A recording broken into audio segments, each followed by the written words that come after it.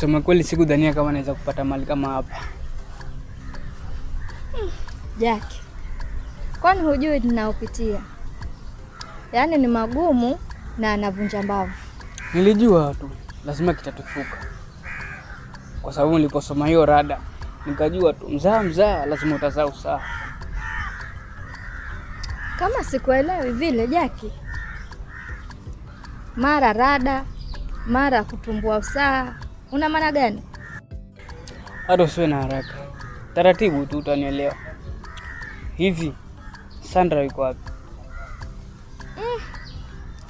Jackie, hata usinitoneshe kidonda. Yaani Sandra mwanangu wa kipekee.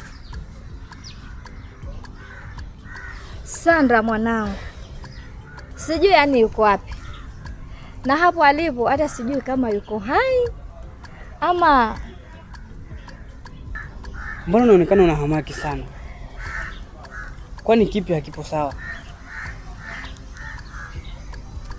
Jackie, unaishi kijiji gani kwani? Mwanangu Sandra alipotea sasa hivi yapata